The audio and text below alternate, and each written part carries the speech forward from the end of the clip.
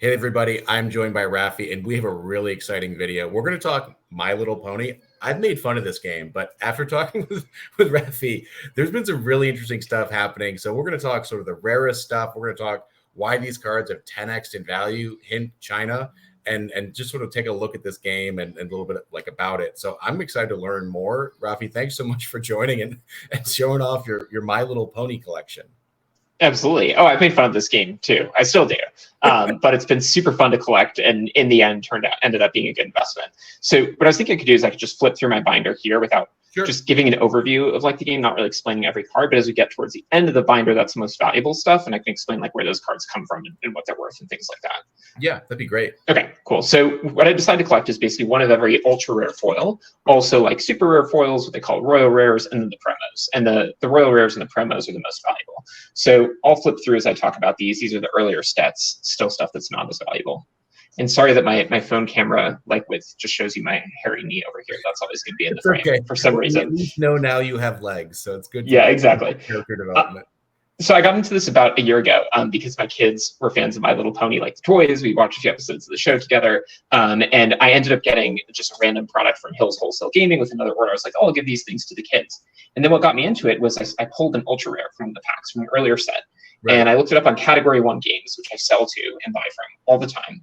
And on their buy list, like I could sell this ultra rare for $20. I was like, what? I just pulled a $20 ultra rare from this box that cost me less than $20. Like, maybe this has some legs. So then Scott responded to me and he's like, I'm not going to pay $20 for this. This is like an old buy list price. But I started looking into it. The card was worth around 20, like on eBay, and a lot of the ultra rares were worth more than that from the later sets. And then I got into it and find ways to acquire the later sets. So here in the video, we're getting into set 5, set 6, and you can see the later sets. The ultra rares start looking a lot cooler because they're like full art. So what time period are we looking at here? Is this like mid 2000s? And is this actually a game you can play as well? I don't really know. Is this like a This is late 2000s. So this set right here is from 2015. I think the game started in like 2014 or 2015. Okay, so and when it went up until 2018, 2019. I don't remember the exact year. So it died, quote unquote, died or stopped being produced relatively recently, just a few years ago. And like a lot of dead CCGs that I know you and I are fans of, the cards from the later sets are the ones that are most valuable because the early sets were super printed. One stat that I saw, I don't know if I trust it, is that the first 2 sets at the time were as popular as Magic the Gathering in terms of sales. So people love My Little Pony. This is when the TV show, I think it was like the 3rd or 4th generation My Little Pony with the 6 main characters like Violet Sparkle. That was on TV. People loved it. And so even according to Category 1 games, like those sold really well at the time.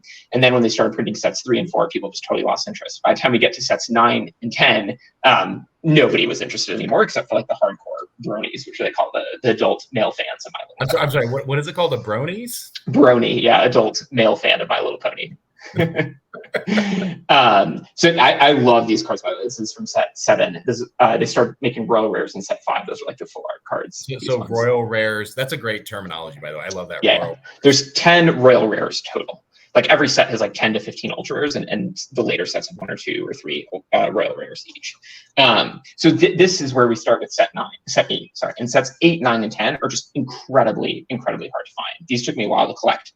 And when I started collecting, again, this was about a year ago, I could find some of this stuff on eBay, right? Like I would find a royal rare like this listed for, I don't know, $100. I'd negotiate with the seller, get it down to like 30 or 40 because nobody else was buying it. And I was able to complete my collection, most of my collection that way until we got to the promos. And then there's some promos that were very hard to find. But what's worth mentioning is probably the main thing here, and what's happened since then is prices have just gone way, way, way up. And I did some digging and chatting with people in the community and basically figured out that it became super popular in China just in the past like 6 to 8 months. Because I don't know the reason. I don't know if like people were watching the show or whatever in China around this time. But what happened is that there's a company I think called Caillou. They printed trading cards, kind of like Topps, right? Just like trading cards, not playing or game cards. And people love those. Like the art's really fun. It's like sparkly and fun, kind of like these. Although I don't think people look as good as these. And people collected all the Caillou cards. It's relatively easy to find because it's still in print. And they're like, what can I go to next? And they went to this CCG. There are different My Little Pony games and cards and stuff, but the CCG is the one that I think is like the most typically sought after. So can I pose a theory there for why, 6 to 8 months ago, perhaps this started to blow up? Is I think that was the height of the sort of zero COVID time during China. So I think that, for Chinese folks just like stuck at home, they're like, what do I do? Much like Americans, right? During COVID, like everyone's like, what do I do with my time? maybe I'll collect something, right? And there's so many consumers there that it didn't take a lot to spike the prices. It just took like 300 people or something, right?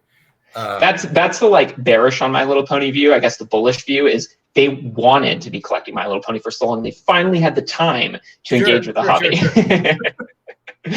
This is the page of ultra rares and one royal rare from the very last set called Friends Forever. What you might have noticed with sets number, ranking the set names. Friends Forever is too high. Exactly. I made a video about this on my channel with Jake Tokenomics, and what I mentioned is just like these cards are happy, they're fun, they're colorful. It's like so many card games that I like are like doom and gloom. They're like dark, even the foils are dark. These are like bright and happy and rainbow colored. So I think it's fun to look at them, look through the binder. But what you'll notice in set 9 and set 10 here is that the foils are no longer foil. I know it's hard to tell with the glare, but they're not shiny anymore. Apparently their print quality became so bad that they couldn't produce foils anymore. And so they just call these cards ultra rare, right? You'll see there's like a little gold stamp. The gold stamp does look pretty cool around the corner, and it says ultra rare, but it's not a foil anymore. So what is the company that made this, by the way? It's called Enterplay. Okay, so it's just like, it's not like Fantasy Flight or like a Wizards of the Coast. It's just a company that.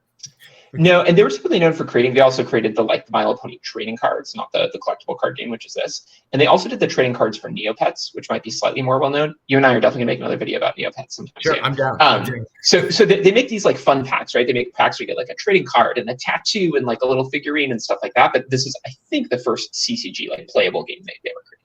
So in terms of the market for us now, we're going to start turning to the promo foils. And similarly here, early set promo foils are not as valuable, with the exception of this. This one's worth like probably over $100.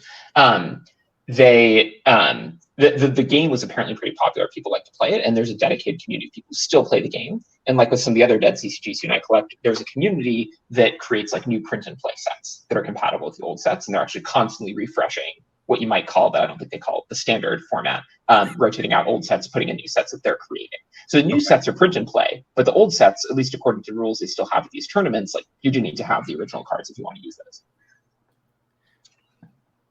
So I'm sorry, how big is it? It's standard. I'm just thinking of like having a commander deck with My Little Pony or something. Like, is it our deck's like 60 cards? Like, I think there's 60 cards. I think there's a 3-card limit per deck. Yeah, and some cards. Okay, I'm actually going to start explaining this. Yeah, some cards are like better than others. A lot of the new sets have more playable cards because like they're not going to print new sets that don't have playable cards. But sure, some cards from the earlier sets are like must-haves for a deck. So, for example, I'm actually going to go back and show this card called the Staff of Sakanas, this is set 9, the My Little Pony movie, and everyone has like 3 of this in their deck. I think for most decks, if I understand. And so this is way more valuable than a lot of the ultra rares in the set. So I'm just filled with a sense of like wonderment and awe because I've never seen, I know nothing about My Little Pony. And so like, these are all just brand new images that my brain's like reacting to. I'm like, wow, it's so colorful and fun. And like, what is this? Exactly. Like, it's just totally unlike anything I've seen. And I've watched the My Little Pony movie with my kids. They made a movie around the time the TV show was out, and around that time was actually the low point of the My Little Pony popularity. So not a lot of people saw the movie. Not a lot of people were buying the cards. This set 9 was like way underprinted because no one was buying it. But I love it because I've actually seen the movie. And this character, Tempest Shadow, the evil pony down here, is played by Emily Blunt. So they had some like real actors in the movie, like voice actors. 2019 or something, I guess. Yeah, exactly. So going back to the promo foils, some of these are the ones that are like really, really hard to find when we get into the later sets because they were only given out at tournaments, at conventions like BronyCon and BabsCon. They have all these like silly names for them. This card, for example, is unreleased, right? So it was never actually printed and given out, it was printed, but never given out. So sure, there are I don't even know how many unreleased copies that exist in the world. How did you get this one, out of curiosity? So I managed to find the person who bought the overstock from the company Enterplay.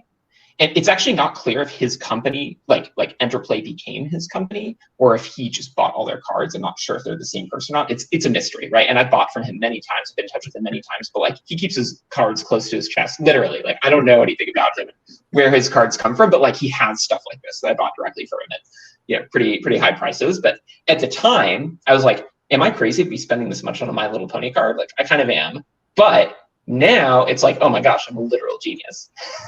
These are like the best investments I've ever made. So I'm curious, this whole, increase in value, you're sort of saying like you believe it's driven by, Chinese demand.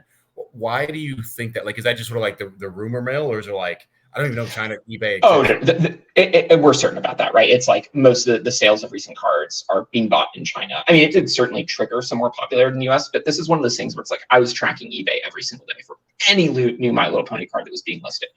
99% of them are from the early sets, basically junk, right? But like once in a while, that's how I'd find the rare stuff I was looking for.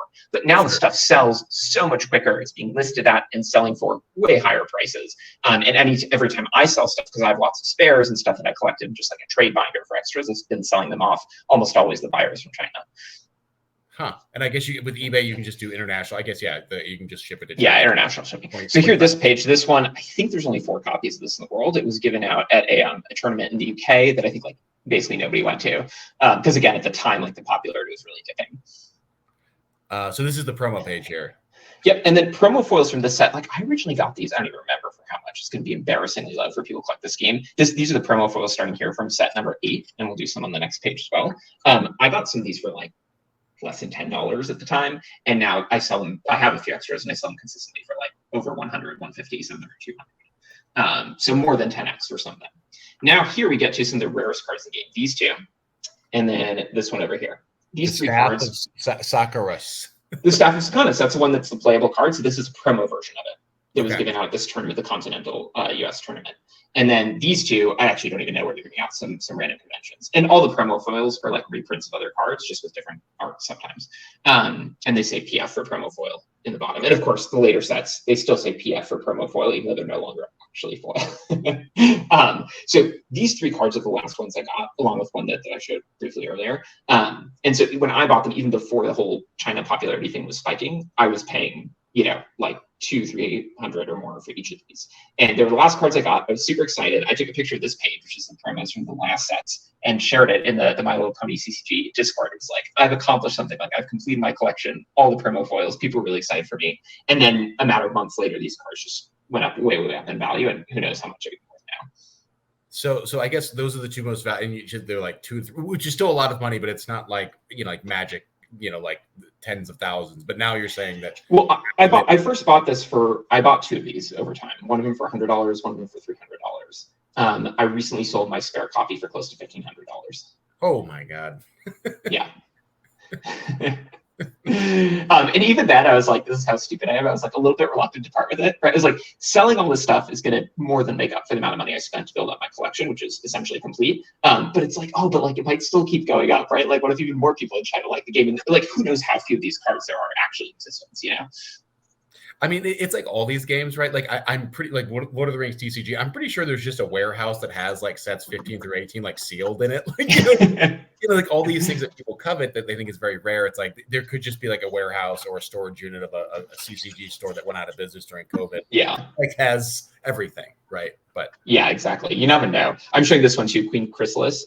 This is from an earlier set, but this promo foil. So this is basically one of the last 4 cards I got, and this one also like $200-300 range at the time. Now probably well over 1,000. But there's so few of these. I mean, it's one of those things again where it's like you're tracking eBay all the time, and very rarely something will come up. So is there like a pretty robust selling market, or is it just one of these things where there's very little sales data? There's just no. I think most of the people in the fandom, like the hardcore fandom who are like active in the Discord, most of them are players, right? And so most of the conversations are about playing. Very few conversations about collecting, even trading. It was kind of like hard to trade with people because they're like, oh yeah, I've got like piles of stuff in my garage. I guess I'll go check what I have. They don't know that it's gone up in value until now. Probably not. They know now, and they're sitting on like literal gold mines, right? Like these are people who went to like BronyCon 2018. Like how many people were there, and they got 4 copies of this card or whatever that's now worth $1,000. Maybe they're trying to sell it to the folks in China. I don't know. Huh? Because it's one of those things like with global commodities, like it makes sense why like a Chinese demand pull might cause an increase in price, but like with something like collecting a niche product, it's pretty hard to sort of match those supply and demand because of just like restrictions, and most people don't know how to ship to China. Most people don't have like contacts, like the sort of groups or Discords or Reddits are not like filled with Chinese collectors. So it's a very like curious thing. Yeah, definitely. I just want to show two more things before we wrap up. One of them is one of my favorite cards, probably my favorite one. You can tell some of the promos are like full art like this, about 1 from every set. So this one, Princess Luna Marrying the Moon. I love this card. I think it looks so cool. And then the other thing I wanted to show was I've got one more page of tokens. So like I said, my collection, I just cared about the foils, like the higher rarity foils, but I also Sure. the tokens, and they're very hard to find. So the earlier tokens are kind of like cards, but the later tokens actually printed on this kind of like thicker cardstock that's thinner. And so this is the part of my collection that's not yet complete. This is a token, it's just darker, but I'm missing one here, and you can see I'm missing one over here. And Okay, if so anyone has these, right? if anyone, oh my gosh, yeah, I've been searching for these for over a year. I've not been able to find them. Not a single person I know from the community has them, at least not to spare. So that'll be the last part of my collection. So I guess how complete are you as far, this is sort of you collected the ultra rares from all 9 sets, 10 sets? Super rares, ultra rares, royal rares, promo foils, tokens from all 10 sets. And I'm not 3 tokens. I'm missing like the common, uncommon rares and with like the regular rarity foils in the earlier sets, but those are all relatively easy to come by. Okay. And then these 3 tokens. And then 2 tokens. This is a token, which is very dark. Yeah. Okay. Yeah. Wow. I mean, I'm hoping you get there. I always tell people with collecting, like, it's not really about finishing it. It's about like the journey to get there. And like collecting's been the strangest, most meditative thing for me because it's almost like networking, like, oh, like collecting networking, like yeah, the guy that lives in Iowa that has a thing you need and you have a thing he needs, and exchanging, whatever money or postage stamps to get these things to each other. It's like kind of fun. yeah. It's been super cool to meet people through this. I mean, unlike the Star Wars and other communities you and I are part of, like I haven't necessarily made friends through this, but it's like people I've been in contact with. It's cool to hear their stories, how they came about these, finding these cards, like what they're doing with them right now. I've always wanted to go to one of these conventions or tournaments, but just for the sake of training, because I don't yet know how to play. But when I completed this collection and shared it, it was like a triumphant moment for me. And everybody else in my life was like, who cares? And normally there are people in my life who, not necessarily my closest relatives or family members, but people who like in the communities we're part of, I'll share this with them, be like, look, I just got this cool Star Wars card, whatever it is. People like cheer you on.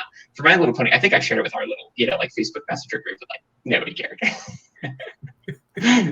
Yeah, I feel bad now. I'm gonna go back and find that text in it. I'll just say, like, you guys need to applaud this effort. This possibly, I mean, not to put a number on it, but like this collection is now valued in the tens of thousands of dollars. This binder, I added it up recently, probably about $10,000, and I've got another binder of my like 4 trade cards. I've sold most of them, but I'm still selling off the last few. That's just like fascinating to me. The idea of getting like, going to the insurer or something for your collection. Like, this is my Little Pony CCG. I valued it at $10,000. Get out of here, man. Yeah, definitely. So since then, what's taken the place of this for me is Neopets, which I'm very close to completing my collection. So we'll have to do another video on that soon. Sure. I'd love to talk Neopets. I think any kind of closing thoughts here, Rafi? Thank you so much for sharing this collection. This is super cool. Yeah, absolutely. It's been a pleasure. All right. Well, thanks everybody for tuning in, and we're gonna have a Neopets. I guess we're gonna do this. So we'll see you right next time.